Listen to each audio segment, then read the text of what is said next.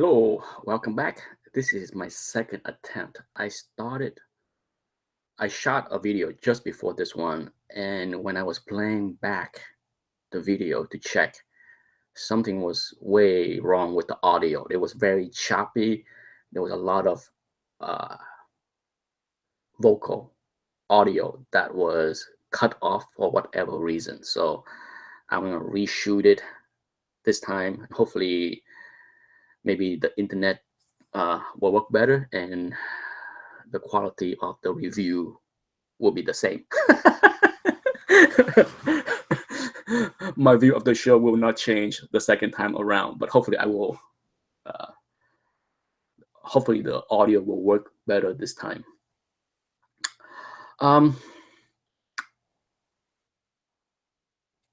Episode 5 was actually quite good. I thought the introduction and of Claire was perfect. I like what they did with Claire. I like the dynamic of the three. Whenever Colleen, Claire, and Danny is together, the chemistry between those three works for me. Okay, I thought the first time the three of them met and he was kind of clumsy in bringing the take out stuff. That was cute. That was charming. I like it. Okay, I did not have a problem with that. Um, the overall story of this series is okay. I don't really have um, any really major complaint or issues with the overall big picture of the series. Where I had a problem with is the execution of some of the plot line. I thought Kabuto was an interesting character. I just thought that they could have used somebody much older. Okay, maybe it's just me. I thought the actor did an okay job. His martial arts skill was okay, nothing great, nothing wow me. His acting was okay.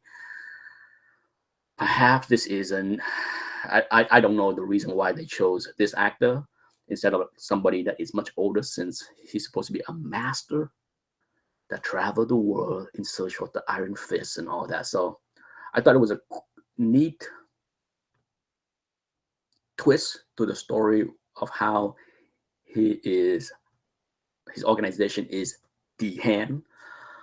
Um, the one thing that bugs me was the lack of the use of the ninja. When Kabuto showed up at Hero suite to take Danny, I wish they brought in. He brought along ninja instead of a bunch of guy with submachine gun, because the fight in the lobby later was not very good. It should have been a fight between a bunch of hands, ninja with sword, with Colleen and Davos. Now the character Davos that was introduced was interesting.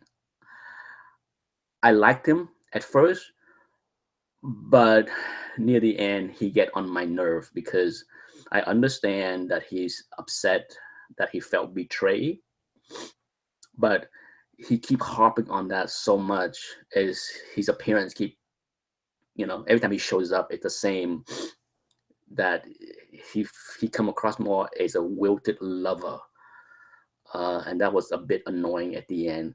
And I didn't really care for his last appearances where he's talking to Joy and Ward. I have mixed feeling about, because one thing that's very clear about Claire, when Claire show up, it kind of magnify the weakness of the other cast member outside of Colleen. I think Colleen was fine. That character is probably actually one of the better part of the show, but Joy and Ward, the way they flip flop on how they feel about their father was annoying.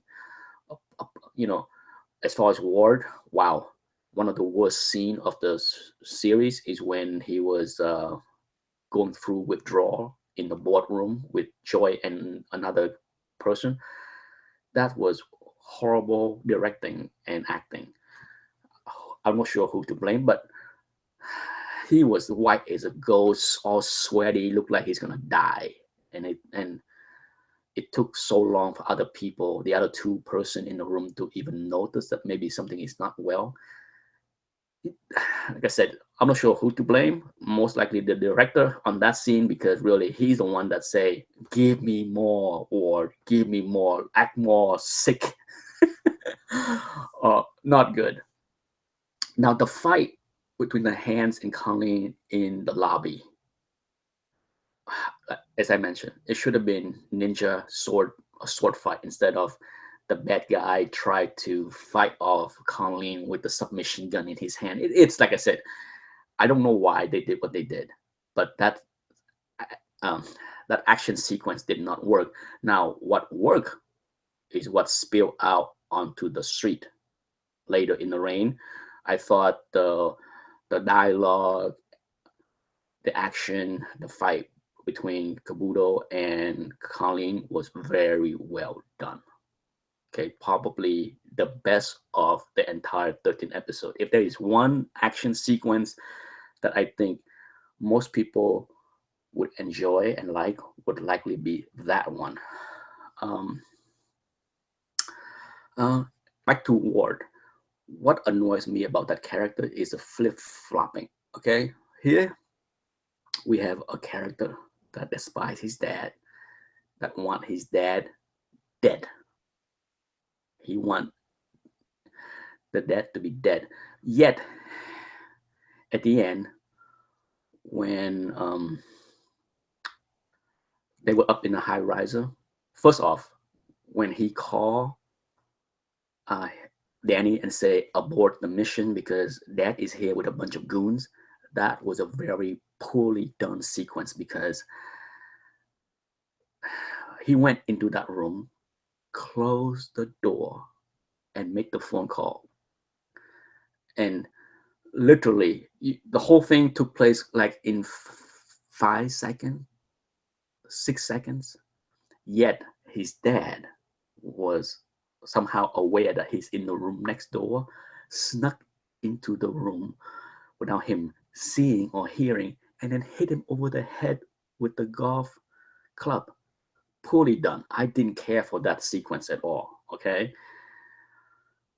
And yet the worst is yet to come. The worst is shortly after that, as they were in the on the floor of the building. Well, when they're in the building in the dark, and Danny is swinging uh, and crashing to the window, to the glass wall, Ward yell out, "Dad, no!" Why are you? That is one of the worst line of the show. Dad, no. What? Why are you wanting Dad? You wanted him dead. And the same time, the same thing. Harold, the way he interact with Ward after during that whole sequence, is that's like, you're just trying to kill your son with the golf club. Why are you talking to him and treating him like I said, this is a lot of nonsense to me that I didn't care for. Um, and of course the fight between Danny and Harold on the rooftop, that was not all that great. The worst part is when Harold hit him with an iron pipe or iron club, whatever you want to call it, and knock him down. He was flat out, face down on the floor, and they cut into the sequence of flashback with him and dad and mom and dad. I don't care about the flashback. That's fine. The worst part is when they cut back into um, the fight scenes. Harold is walking away with his back toward Danny. If you get into a fight to the death and you get your opponent down, finish him. Why are you walking away, looking at the skyline? It's the choreography, the choreograph of the fight scenes, just for the most part, for many of the episode, was very sloppy. Okay, very sloppy, and that disappointed me because I felt that um, if they were cleaner, even if sure, could they be more exciting? Sure. Could the martial art be more dazzling? Sure. But cut out some of the sloppy editing, sloppy directing would have been better. Um, there's a whole lot of little issues among many episodes. I can go on forever, and I'm going to spare you the nonsense of me um, going on and on and on. I mean, from the black and white footage, that was poorly done. Um, overall, regardless, I felt that the show overall finished stronger compared to how it started. Um, this show slightly edged out Luke Cage for me as far as my ranking and scoring. Uh, Slightly, I give the show a 6.5. That might be generous, but is it worth watching? I say, if you have time, give it a shot. It might not be for you. You might like it. When it comes down to rate scoring movies or TV, I'm sure I always gonna be criticized as somebody that's too tough, too nitpicking, this and that. Well, I hate to say it, but I am a high grade collector. Okay, I scrutinize flaws very closely my whole life in order to find and collect the best of the best that I can get my hands onto. So there's no way I'm going to see a show with so many flaws, regardless of how small. It's not small. This show is a big hot mess of sloppiness, and give this show an awesome rating. Okay, it's not gonna happen. This is not an eBay listing where I'm gonna show you a whole bunch of a book with a bunch of flaws and say it's near mint. Anyhow, that's my overall review of Iron Fist. A 6.5, a disappointment, but yet I like it more than Luke Cage because Luke Cage villains are even worse. Okay, that's it. Thanks for watching. Bye.